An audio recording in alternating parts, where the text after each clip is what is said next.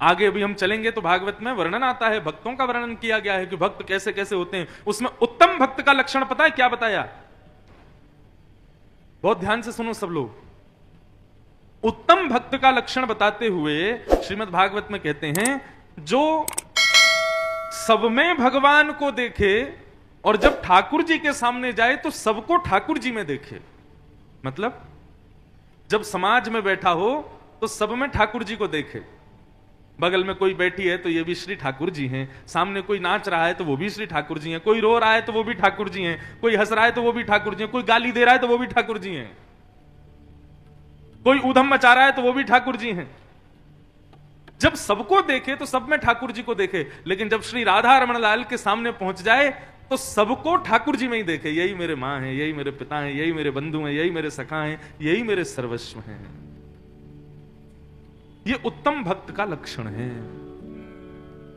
जब ठाकुर जी के विरह में हो तो सब में ठाकुर जी को देखो, और जब ठाकुर जी के संयोग में हो तो सबको ठाकुर जी में देखो। कर पाएंगे हम ऐसा? मुश्किल है।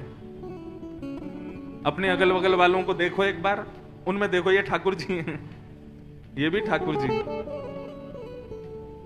हम तो कथा करते हैं, कथा के बीच में बड़े विचित्र विचित्र श्रोता आते हैं। कई श्रोता ऐसे होते हैं वो सबसे आगे बैठेंगे और आगे बैठे बैठे, यहां तो कोई नहीं सोता, यहां तो उठते ही लोग 5 बजे शाम को तो सोएंगे कहां से। लेकिन कई जगह कथा होती है वहां सामने बैठने वाले ही सो जाते हैं। अब सोचो, सामने कोई बैठ के आपके सो रहा है और आपको कथा सुनानी है, तो हम उस समय क्या विचार करते हैं? अरे राधा रमन जी बेचारे थक गए हमारे, सो रहे हैं सामने। कई श्रोता ऐसे आते हैं, सबसे लास्ट में आएंगे, लेकिन पीछे से सारी जनता के ऊपर कूदते हुए आगे आते हैं, सबको डिस्टर्ब कर देंगे। यूं नहीं कि पीछे ही बैठ जाएं। तो ऐसे लोगों को देख के लगता है आज ठाकुर जी को ज्यादा पावर आ गई है, ज्यादा माखन मिश्री खा लिए हैं, तो आज नटखट बन गए, देखो सबको परेशान करते हुए आ रहे हैं। सब में ठाकुर जी को देखो, और जब अपने प्रियतम के सामने जाओ तब भूल जाओ कि बगल में मां खड़ी है, कि पिता खड़े हैं, कि बंधु खड़े हैं, कोई मुझे देख रहा है, कोई मेरे वस्त्रों को देख रहा है, कोई मेरे रूप को देख रहा है, कोई मेरे आंसुओं का मजाक उड़ा रहा है। सब भूल जाओ। जब प्रियतम सामने हो तब कुछ नहीं है, सब यही है बस। ये उत्तम भागवत का लक्षण भागवत में बताया गया है। आज भीष्म पितामह उत्तम स्थिति में पहुंच गए, पांडव खड़े हैं, बड़े बड़े योद्धा जो भीष्म पितामह से एक शब्द सुनने के लिए लालायित रहते हैं।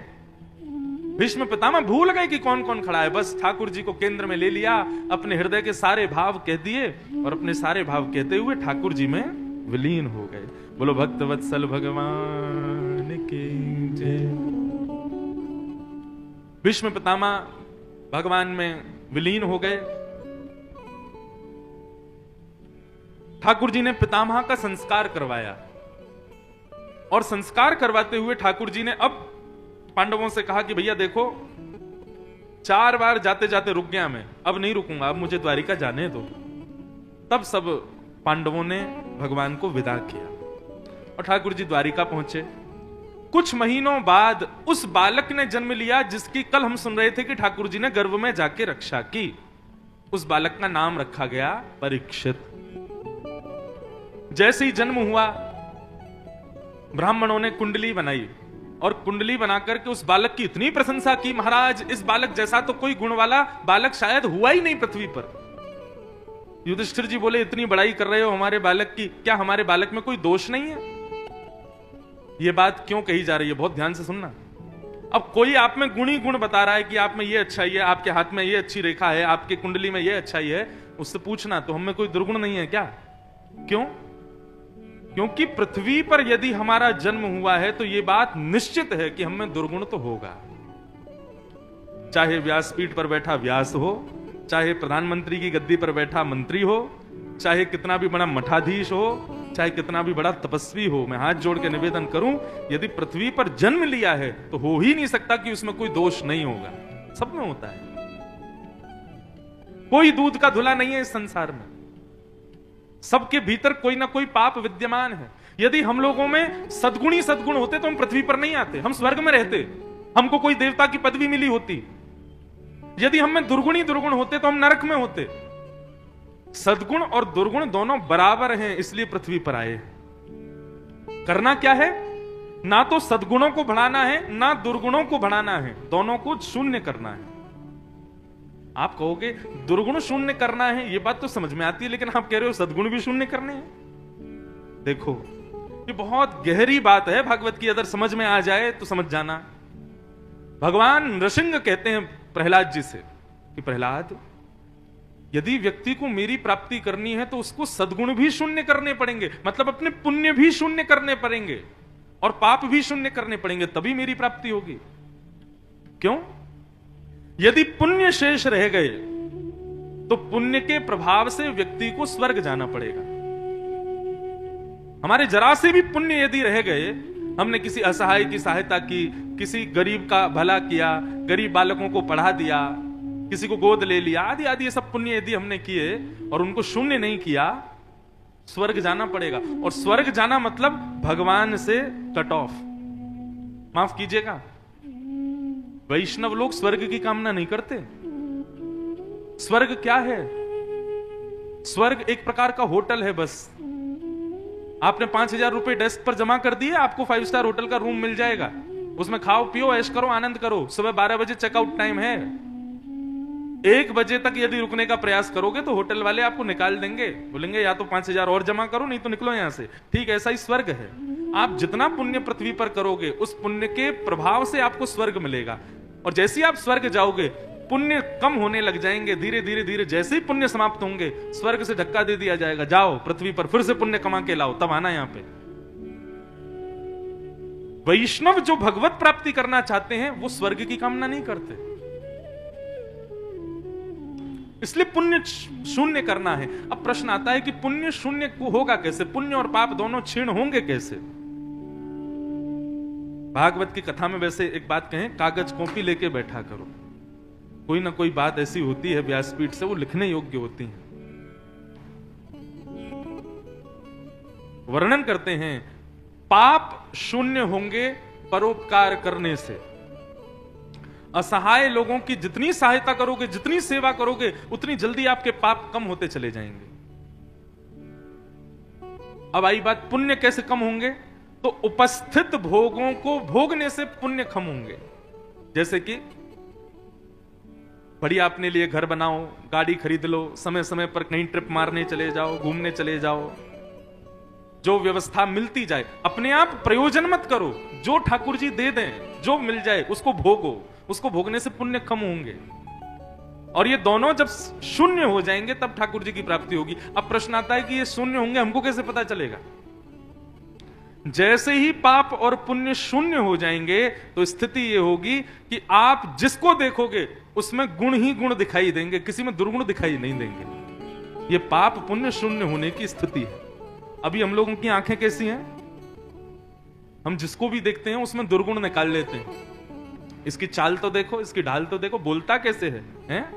बैठता कैसे, ये खाता कैसे है, अरे इसके विचार अच्छे नहीं है, थोड़ा सा लोभी है, थोड़ा सा क्रोधी है। इस प्रकार हम दूसरों में दोष देखने लग जाते हैं। लेकिन पाप पुण्य दोनों जब शून्य हो जाते हैं ना, तब स्थिति होती है सारे दोष खुद में दिखाई देते हैं, बाकी सब लोगों में तो गुण ही गुण दिखाई देते हैं।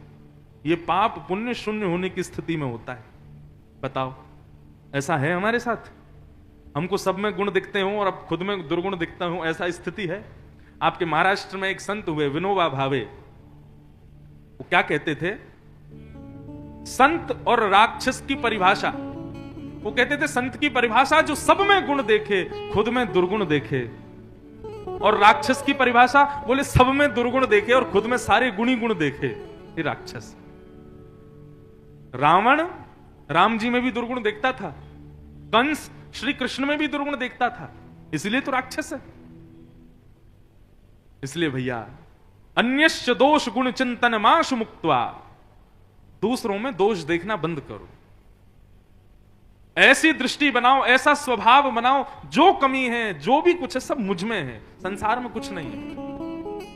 ये स्थिति आपके पाप पुण्य को शून्य करेगी, भगवत प्राप्ति कराएगी।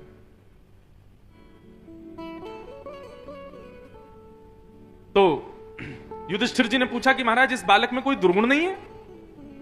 तब ब्राह्मणों ने बताया, बोले युधिष्ठिर जी अगर आप सुन सको तो हम बताएंगे। बोले नहीं मैं सुनूंगा, बताइए। तब उन्होंने बताया, तक्षकादात्मनो मृत्यु द्विज पुत्रोपसर्जिता प्रपत्स्यत्य उपश्रुत्य मुक्त संग पदम हरे। महाराज, आपका जो ये बालक है ना, इस बालक को तक्षक सर्प डसेगा और उसके डंसन से इसकी मृत्यु हो जाएगी। शास्त्रों में ऐसी आज्ञा की गई है बंधुओं कि सर्प डंसन से मृत्यु जिसकी होती है, ऐसे व्यक्ति को भगवत प्राप्ति नहीं होती। स्वर्ग मिल जाएगा उसको, आदि आदि कोई लोक मिल जाएगा, लेकिन मृत्यु के पश्चात भगवत दर्शन उसको नहीं होगा यदि सर्प ने डसा है तो। और एक बात और कहते हैं, सर्प दंशन यह भी कहीं कहीं कहा गया है कि ब्राह्मणों का निरादर करने से और वैष्णवों की निंदा करने से, वैष्णवों के अपराध करने से सर्प दंशन होता है। और वो भले ही चाहे आपने पूर्व जन्म में किया हो, कभी ना कभी ब्राह्मण अपराध वैष्णव अपराध बना होगा, इसीलिए सर्प दंशन हुआ है। इसलिए सर्प दंशन को हमारे यहां पर शुभ नहीं माना जाता। वो बात अलग है कि डस दिया, विष उतर गया, स्वस्थ हो गए तो कोई दिक्कत नहीं, लेकिन मृत्यु हो गई उसको शुभ नहीं माना जाता। और यह निश्चित है कि सर्प दंशन से मृत्यु प्राप्त किया व्यक्ति पुनर्जन्म जरूर लेगा, उसका होगा जन्म, और उसको मुक्त होने के लिए भागवत कथा आदि ये सब श्रवण करने पड़ेंगे, तभी वो मुक्त हो पाएगा उस अपराध से। तो जैसे ही युधिष्ठिर ने सुना कि हमारे इस बालक को सर्प डसेगा, ब्राह्मण देवताओं से बोले, भगवान ये आपने क्या बता दिया? बोले, हम पहले ही कह रहे थे हृदय पे पत्थर रख लो, क्योंकि आपका ये बालक ब्राह्मणों का अनादर करेगा, इसलिए इसको सर्प डसेगा, श्राप लगेगा। लेकिन प्रभु चिंता मत कीजिए, इसकी कुंडली में ऐसा योग है, उपश्रुत्य प्रपत्स्यत उपश्रुत्य मुक्त संग पदम हरे। एक गुरु इसके जीवन में आएगा और वो गुरु आकर के सर्प दंशन से भगवत कथा सुना करके इसको मुक्त कर देगा। कहने का अभिप्राय, सर्प दंशन अशुभ है, लेकिन सर्प दंशन के अवस्था में यदि गुरु कृपा कर दें तो सर्प दंशन का पाप भी नष्ट हो जाएगा। गुरु कृपा में इतनी सामर्थ्य है।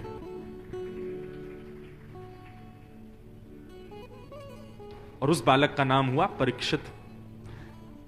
भगवान भी आए परीक्षित से मिलने के लिए, पुनः लौट करके द्वारिका गए। अर्जुन भगवान को छोड़ने के लिए गया, लेकिन लौट करके आया तो महीनों बीत गए।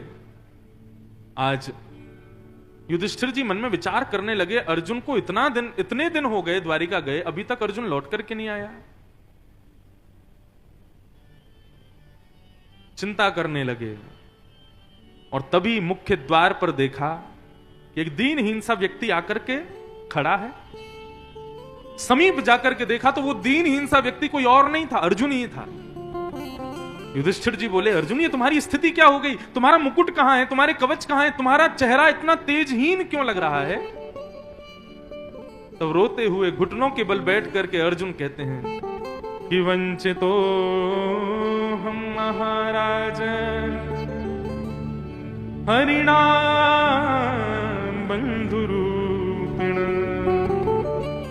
येन मे पहितम तेजो देव विस्मापनम महत्।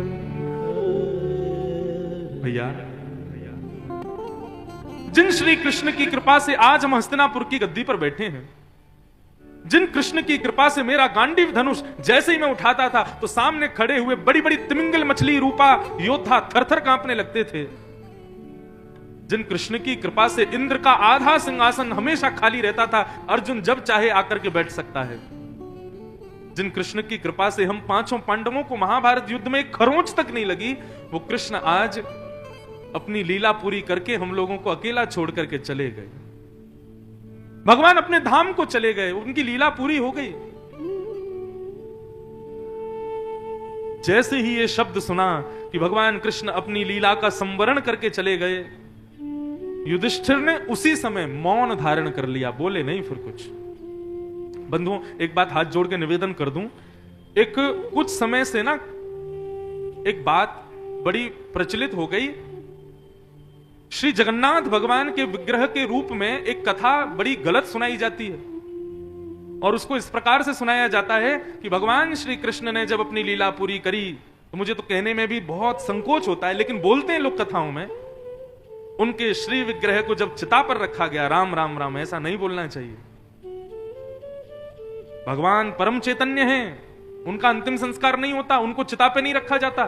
भगवान गीता में कहते हैं, मैं मानव की तरह पांच भौतिक में मिलने वाला हूं, ऐसा जो व्यक्ति सोचता है वो तो अपवित्र है ही, उसको देखने वाला भी अपवित्र हो गया है। एक जगह हमने सुना, वो बड़ा वायरल भी हुआ, उसमें क्या बोलते हैं कि भगवान श्री कृष्ण का जब लीला संवरण हो गया तो उनके श्री विग्रह को चिता पर रख के अग्नि दे दी और सब जल गया, उनका हृदय नहीं जला। मुझे तो बोलने में भी मेरी जीभ कांपती है।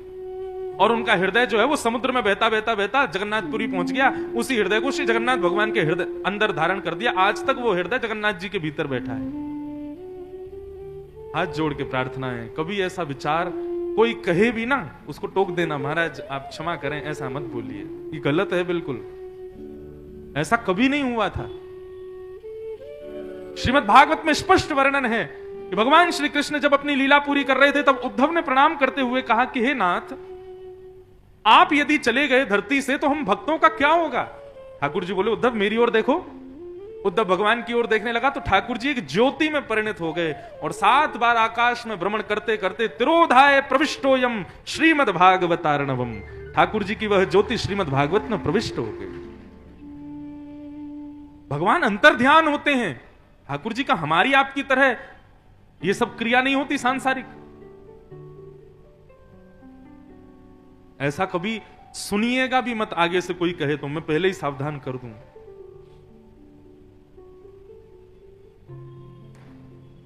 ठाकुर जी अंतर ध्यान होते हैं, हमारी तरह नहीं होता। वो परम चैतन्य हैं। हाँ, वो बात सत्य है कि जैसे जन्म हम लोग लेते हैं, ऐसे ठाकुर जी जन्म लेते हैं। 9 महीना मातृ गर्भ को सुख प्रदान करते हैं, पूरी लीला बालकों की तरह करते हैं, मानवों की तरह व्यवहार करते हैं। लेकिन इतना करने के बाद भी वो 100 नहीं 200% परब्रह्म परमात्मा भगवान है और वो चैतन्य है, हमारी आपकी तरह जड़ नहीं है। वो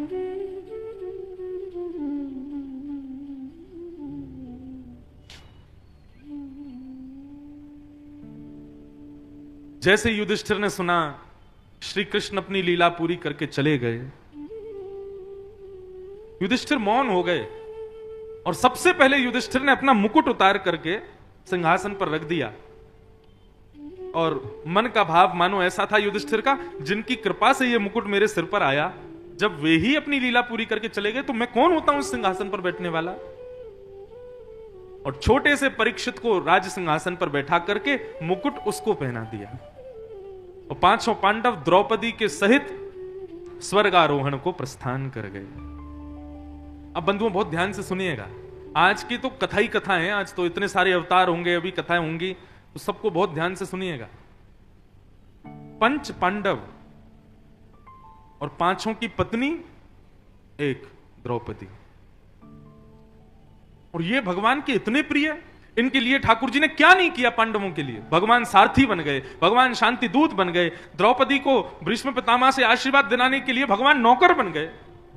और वर्णन आता है भागवत में कि जब पांडवों ने अश्वमेध यज्ञ किया तो सबको सेवा बांटी ठाकुर जी ने। जब अर्जुन ने कहा ठाकुर जी आप क्या सेवा करोगे, बोले जितने ब्राह्मण आएंगे, जितने संत आएंगे, उन सबकी पादुका रखने की सेवा मैं करूंगा।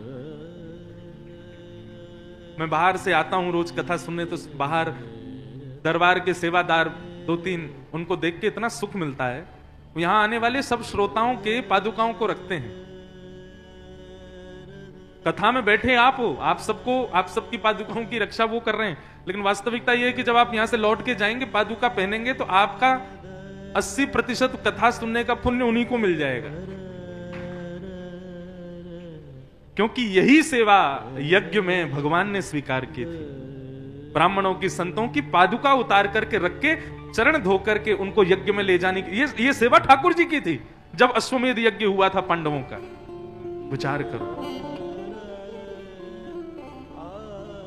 एक बात कहें, ठाकुर जी का यदि बनना चाहते हैं ना, तो जितना हो सके अपने आप को छोटे से छोटा मान करके रहो।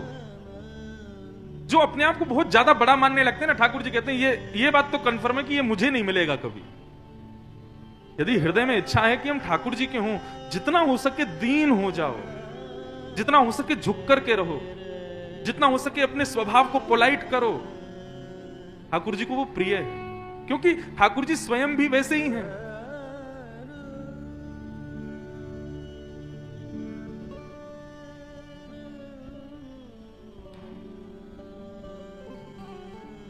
पांच पांडव, और इनके लिए ठाकुर जी ने क्या नहीं किया। मैंने अपने गुरुदेव से प्रश्न किया, मैंने गुरुजी एक बात बताओ, पांचों पांडवों में ऐसा कौन सा गुण है जिसकी वजह से ठाकुर जी सब कुछ न्यौछावर कर गए। हमारे गुरुजी ने एक प्रसंग सुनाया, मैं आपको सुनाऊं, बहुत ध्यान से सुनना। पंच पांडव कौन कौन है? युधिष्ठिर, भीम, अर्जुन, नकुल और सहदेव। और इनकी पत्नी कौन है? द्रौपदी। और इनके सर्व सहायक कौन है? श्री द्वारिकाधीश कृष्ण। कितने बड़े सौभाग्यशाली हैं ये लोग। हमारे गुरुदेव ने समझाया, ये पंच पांडव जो है ना, ये मानव के भीतर रहने वाले 5 गुण हैं। बहुत ध्यान से सुनिएगा।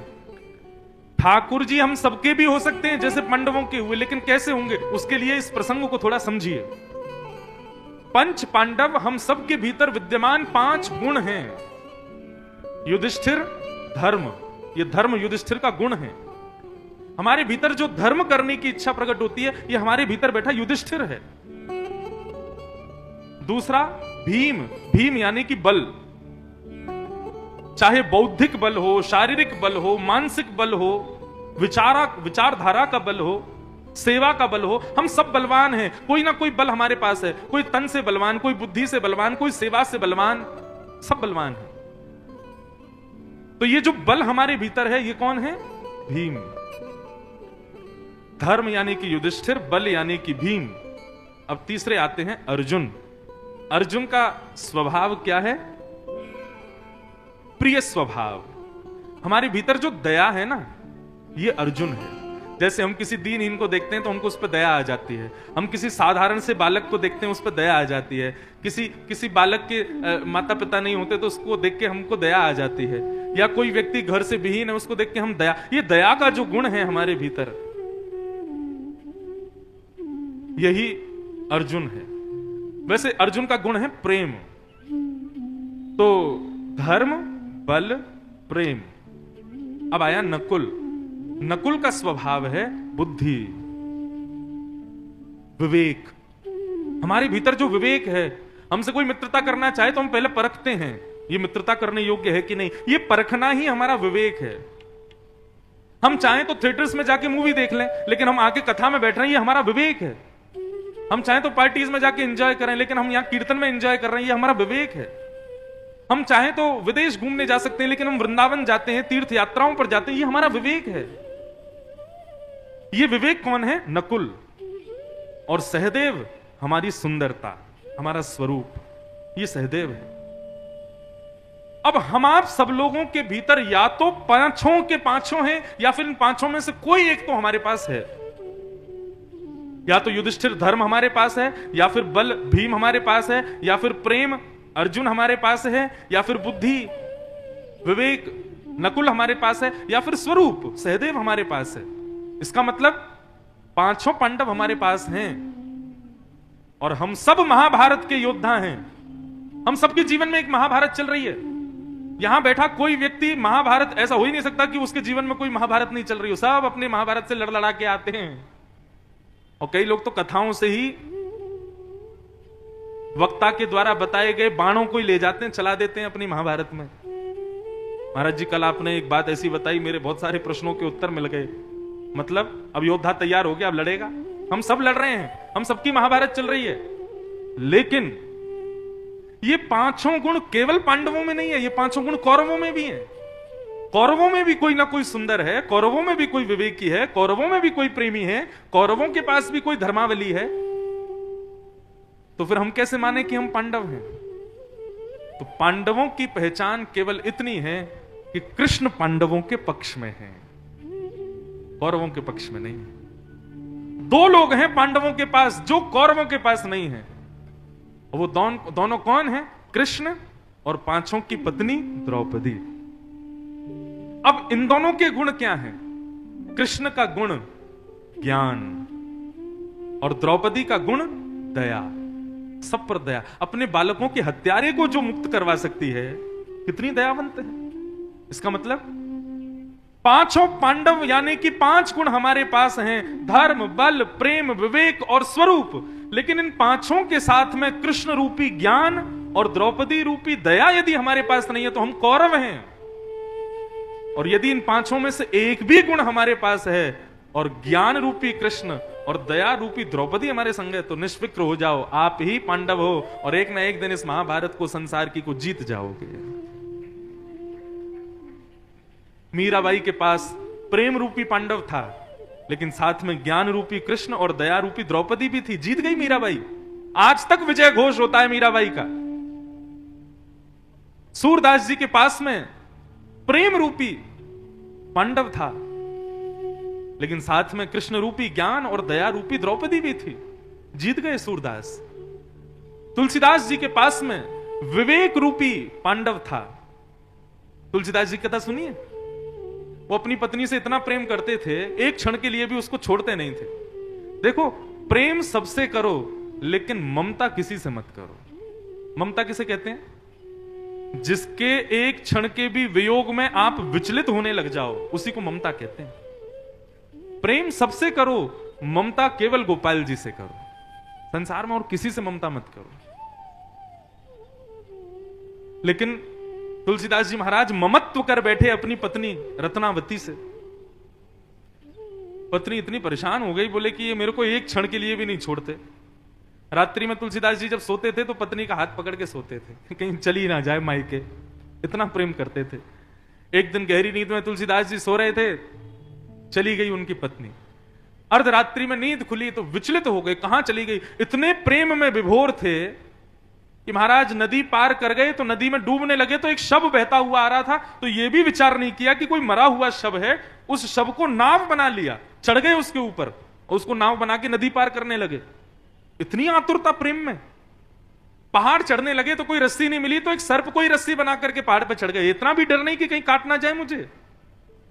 कांटे लग रहे हैं, पैरों में कंकड़ लग रहे हैं, गिरते पड़ते रोते विलकते पहुंच गए अपनी ससुराल और अपनी पत्नी को जाके बोले, तुम क्यों छोड़ के आ गई मुझको? दुर्गंध आ रही थी, शव पर चढ़ के आए थे, हाथ पांव से खून निकल रहा था, केश बिखरे हुए, अजीब स्थिति में तुलसीदास जी को देख करके पत्नी बोली, किससे प्रेम करते हो आप? बोले तुमसे। बोले मुझसे नहीं करते हो, मेरे शरीर से करते हो। अभी प्राण त्याग दूं तो फिर रहना इस शरीर के साथ में। अरे इतना ममत्व, इतना प्रेम, इतनी आसक्ति यदि रघुनाथ जी में होती तो आज राम जी मिल गए होते आपको। बस जैसे ही विवेक प्राप्त हुआ पत्नी के द्वारा, उसी समय नेत्र बंद कर लिए, चरणों में झुक करके अपनी पत्नी को ही गुरु बना लिया। बोले आज के बाद तुमको पत्नी रूप में नहीं देखूंगा, तुम मेरी गुरु हो। और निकल पड़े राम जी को खोजने। ऐसा खोजा कि आज पूरे विश्व भर में राम की अलग जगाई है तो गोस्वामी तुलसीदास जी ने। मतलब तुलसीदास जी के पास में विवेक रूपी पांडव पहुंचा और विवेक रूपी पांडव के साथ में कृष्ण रूपी ज्ञान और दया रूपी द्रौपदी आई। जीत गए तुलसीदास। हम सबको जीतना बाकी है। खोजो कौन है हमारे पास। देखो एक तो मैं बता दूं, सहदेव को आप सबके पास है, आप सब सुंदर हो, तो इसका मतलब 5वां पांडव तो आपके पास है। और नकुल भी है आपके पास। मैं अपनी पे आ जाऊं तो 5 गिना दूं आप में। नकुल भी है आपके पास, क्योंकि विवेक है नकुल। आप कहीं ना जाके कथा सुनने आ रहे हो, ये विवेक नहीं है तो क्या है? धर्म भी है आपके पास, मतलब युधिष्ठिर। आप दरबार में जाते हो, संतों को प्रणाम करते हो, ब्रज से आए हुए को वंदन करते हो, ये धर्म है आपके पास, तो इसका मतलब आपके पास युधिष्ठिर भी है। जब कोई कीर्तन गाया जाता है तो भाव निमग्न हो जाते हो, इसका मतलब प्रेम भी है। अर्जुन भी है आपके पास में। अब रही बात बल की, एक ही बचा, तो इतनी सेवा कर रहे हो, ये सेवा रूपी बल भी है। 5 पांडव हैं आपके पास, लेकिन ये 5 विजयी कब होंगे? जब 5 अपनी जीवन की बागडोर श्री कृष्ण को दे देंगे। अर्जुन की तरह अपने रथ के सारथी के रूप में कृष्ण को बैठा लोगे, जीत जाओगे आप। और कृष्ण कौन है? यहां बताई हुई प्रत्येक बात कृष्ण ही है। यहां व्यासपीठ से मैं नीचे जाके कुछ भी बोलूं मुझे मत सुनना, लेकिन यहां बैठ के मैं जो कहूं उसको शब्द ना समझ के कृष्ण समझ के स्वीकार कर लेना, आप जीत जाओगे अपनी महाभारत।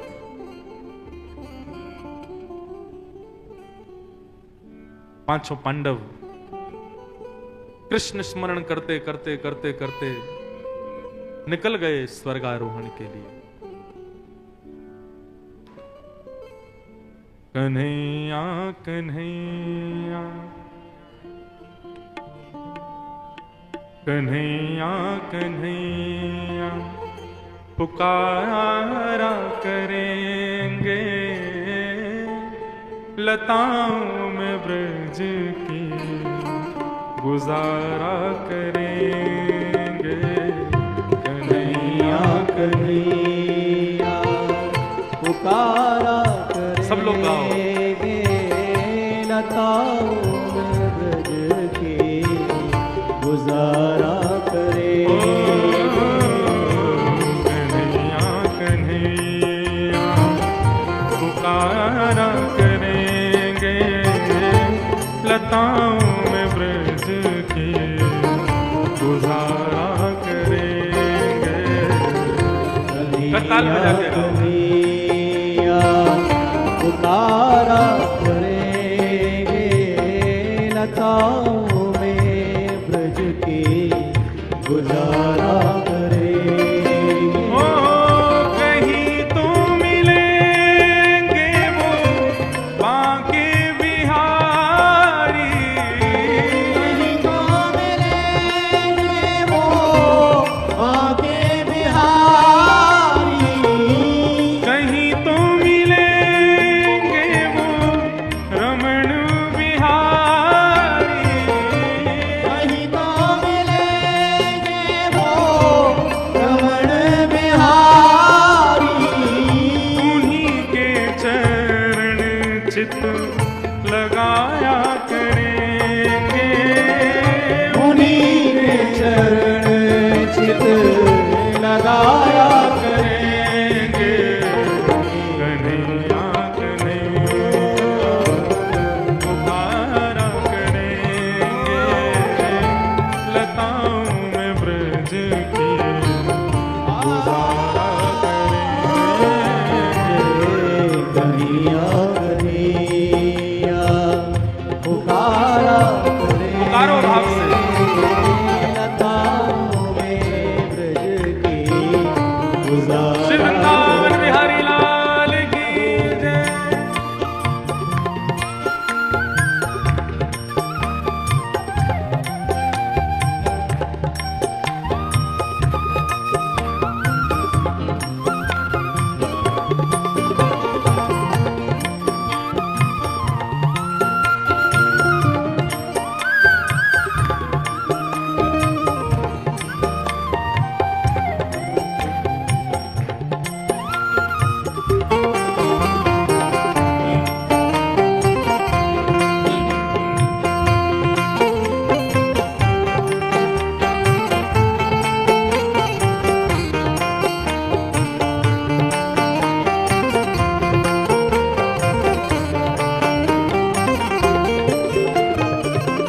उन्होंने नचाए हैं ब्रह्मांड सारे, उन्होंने नचाए हैं ब्रह्मांड सारे, उन्होंने नचाए हैं ब्रह्मांड सारे।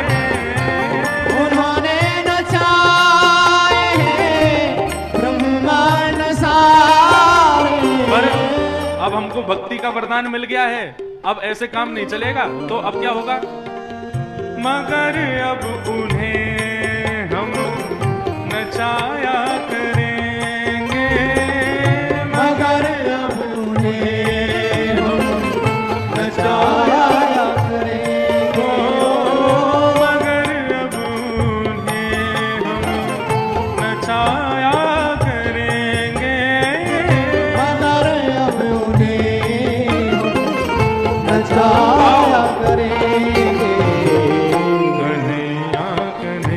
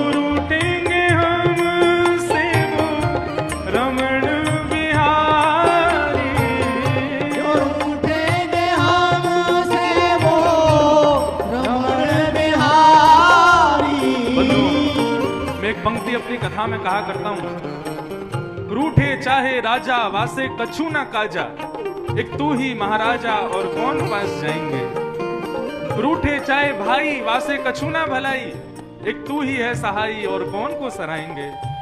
रूठे चाहे शत्रु और मित्र आठों याम, एक तेरे चरणन के नेह को निभाएंगे। जग सारा झूठा एक तू ही है अनूठा, रूठ जाए चाहे सारा जग पर तू ना रूठा चाहिए।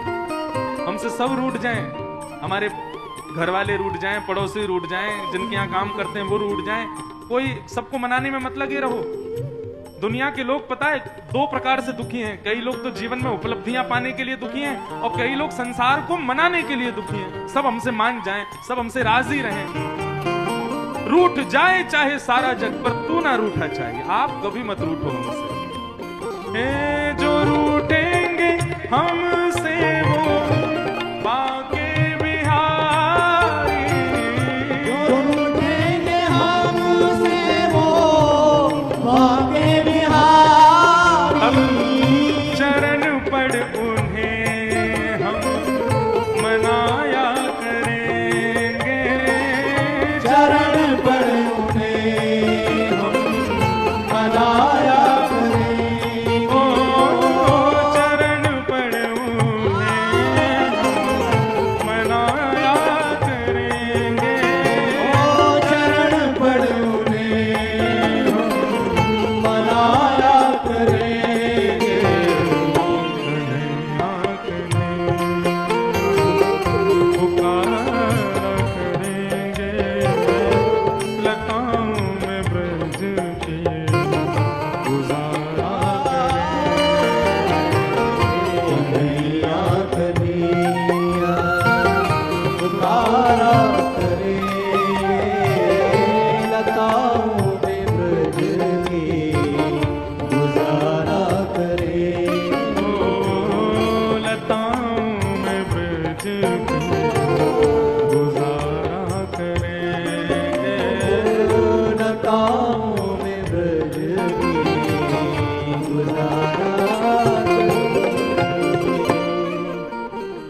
वत्सल भगवान की।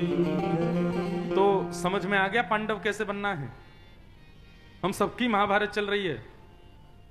ये महाभारत आदि बंधुओं जितनी भी आप कथा सुनते हैं ना, इन सबको खुद पर घटाया कीजिए। ये केवल सुनने मात्र तक नहीं रखनी है कथाएं। ये सब हमारे जीवन की चाबियां हैं। ये किसी ना किसी रूप से हमारे कई सारे बंद दरवाजे हैं, उन सबको खोलते हैं। और सबसे बड़ी बात, दरवाजों के भीतर क्या खजाना, हमको क्या करना है, सबसे बड़ी बात हमारे हृदय कुंज में ठाकुर जी बैठे हैं, ये उनका दर्शन कराती हैं। ये उन सबकी चाबी है। इन भावों को हृदयस्थ करो, बन जाओ पांडव और उठा लो अपने धनुष बाण।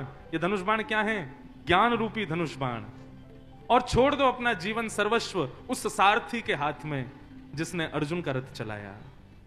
अब देखो और विस्तार करूं भाव का, तो अर्जुन का रथ, रथ के 4 पहिए और 10 घोड़े, ये कौन है? हमारे शरीर में 10 इंद्रियां हैं, 5 ज्ञानेंद्रिय और 5 कर्मेंद्रिय। हम सुबह से शाम तक 10 घोड़ों के ऊपर ही सवार रहते हैं। कौन कौन से हैं 10 घोड़े? ये 5 घोड़े तो हमारे यहीं पर ही हैं बस।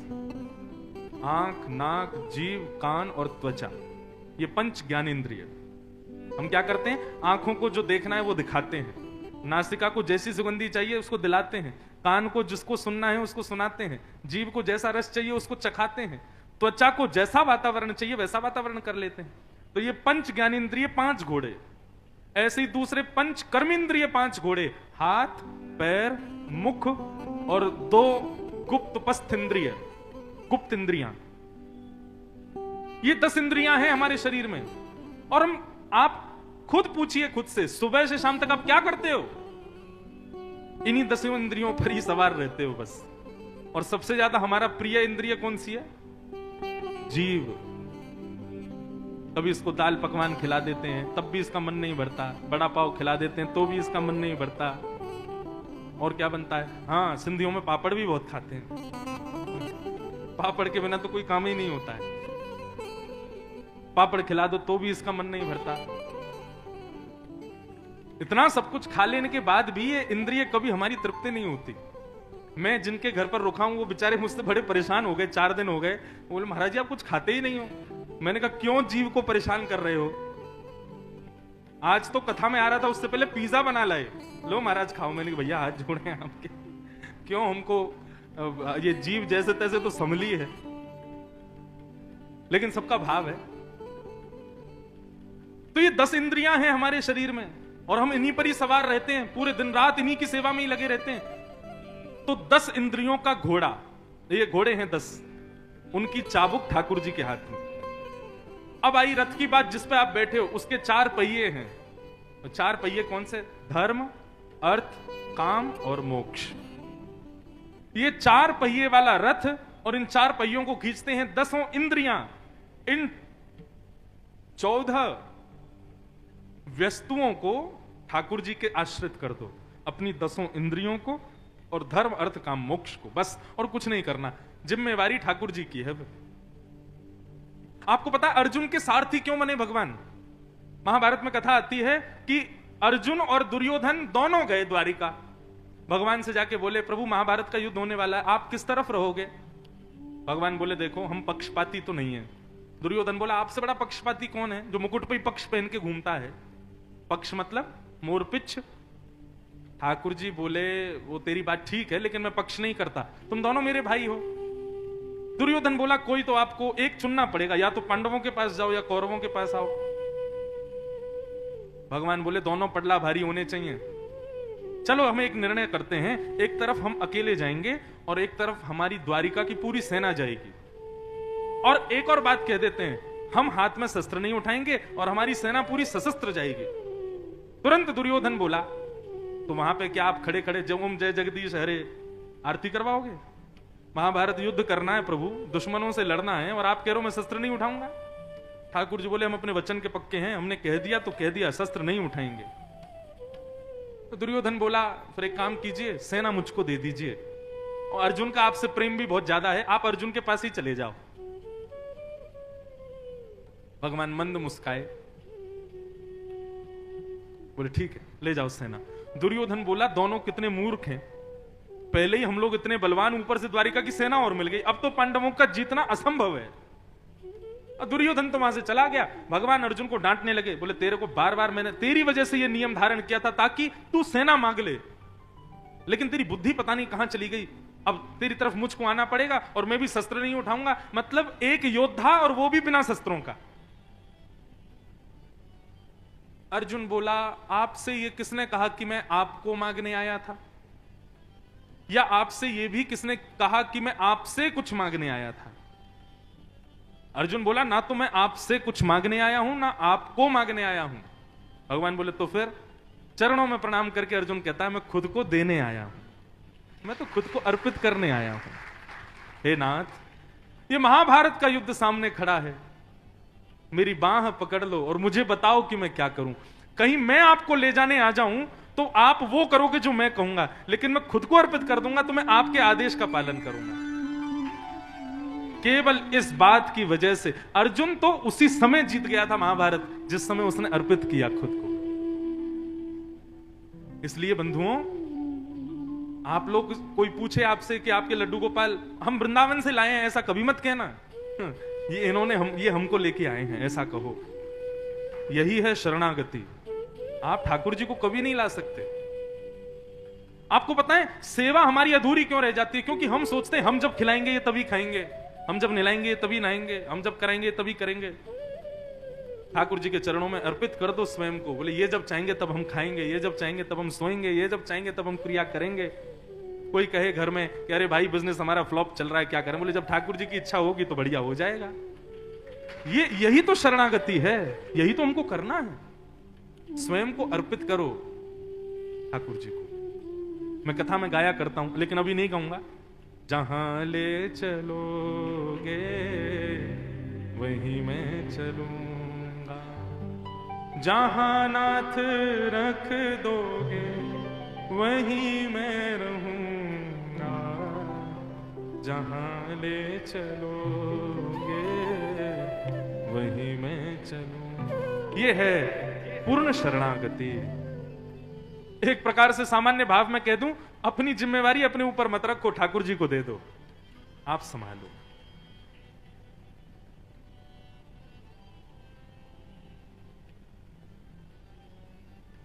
पांडवों ने स्वर्गारोहण किया, परीक्षित को राजा बना दिया। परीक्षित धीरे धीरे बड़ा हुआ, परीक्षित का ब्याह हुआ, परीक्षित की संतान हुई। परीक्षित ऐसे राजा थे कि परीक्षित के यहां पर कोई भी गलत कार्य नहीं होता था।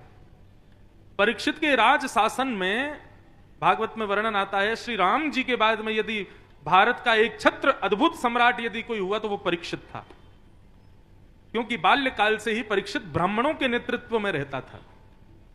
ब्राह्मण आदेश करते थे और परीक्षित वही करता था। ऐसा वर्णन आता है कि परीक्षित के राजकाल में जेलों में जंग पड़ गई थी, कारागृहों में जंग लग गई थी, और जो आजकल जिनको हम पुलिस कहते हैं, ऐसे सिपाही जो थे वो खाली बैठे रहते थे। क्यों? कोई अपराधी नहीं करता था, कुछ गलती नहीं होता था, सब बढ़िया बना रहता था। ऐसा परीक्षित का राज्य शासन था। लेकिन एक बार एक घटना घटी। परीक्षित सब जगह भ्रमण करने जाते थे। एक बार जंगल में भ्रमण कर रहे थे, तभी परीक्षित ने क्या देखा? भैरव। परीक्षित ने क्या देखा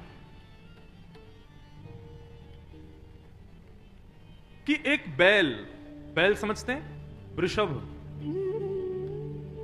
एक वृषभ, उसके 3 पैर कटे हुए हैं, केवल एक पैर पर खड़ा है, और एक अत्यंत भयानक व्यक्ति उसके 4थे पैर को भी काट रहा है।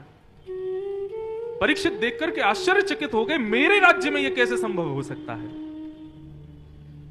परीक्षित ने तुरंत तलवार निकाली, मारने के लिए गए तो चरणों में गिर गया। मुझे मत मारिए। बोले, कौन हो तुम और ये क्या कर रहे हो? तब उसने अपना परिचय दिया, महाराज मैं कलयुग हूं और ये धर्म है। मैंने 3 पैर इसके काट दिए, अब 4था पैर भी काट रहा हूं। धर्म के 4 पैर होते हैं बंधु। ये 4 गुण यदि हमारे भीतर हैं तो आप समझिए कि आप धर्मात्मा हो। कौन कौन से? सत्य, दान, दया और पवित्रता। ये धर्म के 4 चरण हैं। सत्य, दान, दया और पवित्रता। लेकिन एक बात कहें, आप कितनी भी कोशिश कर लेना, 3 पैर तो कलयुग में है ही नहीं धर्म के। वो हम बस करते हैं, लेकिन ऐसा हम बन नहीं पाते। कौन कौन से? दान, दया और पवित्रता। हम करते तो हैं, लेकिन पूर्ण रूपेण जैसा इनका स्वरूप होना चाहिए वैसा हम कर नहीं पाते, क्योंकि कलयुग में 4 पैर कटे हुए हैं धर्म के। कलयुग में केवल एक पैर बचा है, वो है सत्य। आप कहोगे, महाराज जी भारत में 150 करोड़ की जनसंख्या लगभग है, और कम से कम नहीं तो 100 करोड़ लोग झूठ बोलते हैं।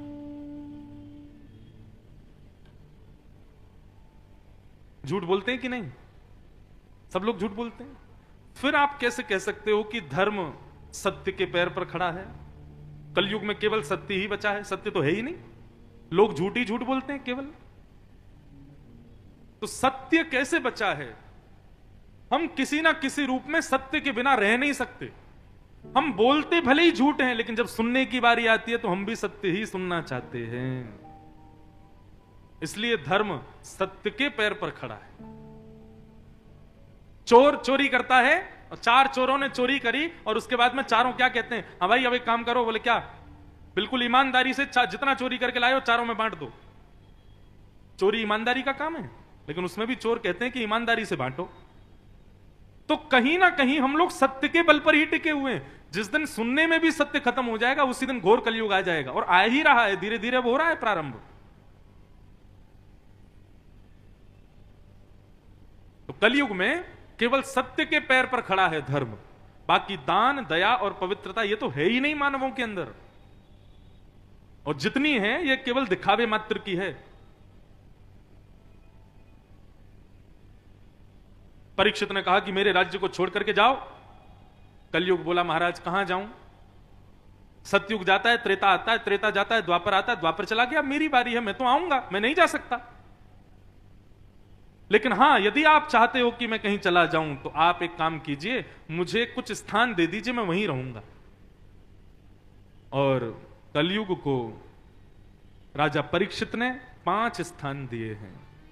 बहुत ध्यान से सुनिएगा बंधुओं इस विषय को। हम व्यासपीठ से घोषणा करते हुए अपनी कथा में कहते हैं, यदि कोई व्यक्ति इन 5 स्थानों से बच गया, समझ लेना उस पर कलयुग का कोई प्रभाव नहीं होगा। और ऐसा व्यक्ति यदि यह भी कहे कि मैं सतयुग का प्राणी हूं, तो इसमें भी कोई अतिशयोक्ति नहीं है। कलयुग का निवास केवल 5 जगह पर है, लेकिन आप आश्चर्य करोगे फिर भी कहीं ना कहीं से हम लोगों के ऊपर कलयुग हावी है। इसका मतलब यह है इन 5 स्थानों में कहीं तो हमारा प्रवेश है। और ये 5 स्थान कौन कौन से? कि द्योतम पानम स्त्रियः सूना यत्राधर्मश्चतुर्विध पुनश्च याचमानाय जातरूप मदा प्रभो। बहुत ध्यान से सुनिएगा। सबसे पहला कलयुग का निवास द्यूतम यानी कि जुआ। कई लोग खुश हो गए, हम तो खेलते ही नहीं है। जुआ केवल खेल में ही नहीं खेला जाता है, अपने घर की लक्ष्मी का गलत स्थान पर व्यय करना यह जुए के समान ही है। इसलिए हमारे शास्त्र आज्ञा करते हैं दान करो, लेकिन विचार करके करो। बंधुओं, यदि दान आपको बचना है ना कि हमारा पैसा सही जगह जाए, तो धन के प्रति 2 बुद्धि रखो, या तो मां की बुद्धि या फिर पुत्री की बुद्धि। व्यक्ति चाहकर के भी अपनी मां को गलत स्थान पर नहीं भेज सकता।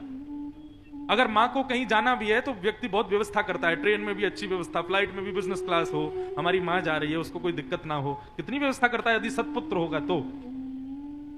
और ठीक वैसे ही पुत्री के प्रति, पुत्री का ब्याह करना होता है तो ऐसे ही नहीं कहीं भी कर दिया, वो पिता पूरी सब चीज देखता है, योग्य होगा, सुंदर होगा, सुशील होगा, गुणवान होगा, पुत्री को प्रिय होगा तब देगा। ठीक वैसे ही धन का व्यय करते समय भी हमें ये 2 बुद्धि धन के प्रति रखनी चाहिए। ये हमारी मां है। देने से पहले 3 बार सोचो कि स्थान योग्य है कि नहीं, हमको देना चाहिए कि नहीं। इसका मतलब ये ज्यादा अपने ऐशो आराम में जो हम लोग पैसा खर्च करते हैं ना, ये एक प्रकार से भोग है।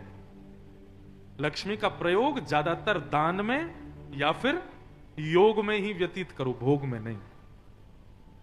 तो पहला कलयुग का स्थान क्या है? द्यूतम, जुआ। जुए का सीधा सीधा अर्थ होता है पैसे को दांव पर लगाना। कई लोग क्या कहते हैं, आज बारिश होगी, लगी 500 की शर्त, ये जुआ है। ये 500 रुपए की जो आपने शर्त लगाई यही जुआ है। सुबह खेलने के लिए गए, कौन जीतेगा? बोले हम जीतेंगे। जीतने वाले को हारने वाले 100 रुपए देंगे, ये जुआ है। यदि आपको ज्यादा ही शौक है ये सब करने का, तो पैसे की जगह व्यंजन रख लो।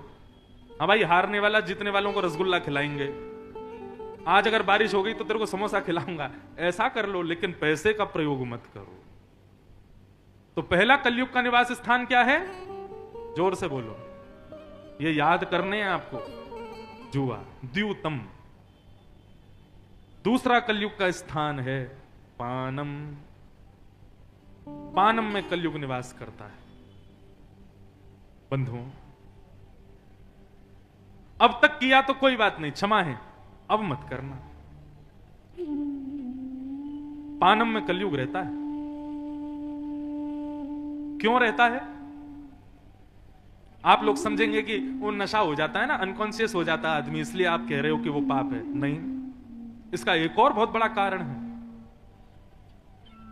हमारे हृदय के भीतर ठाकुर जी विराजमान है। ये हृदय मंदिर है ठाकुर जी का।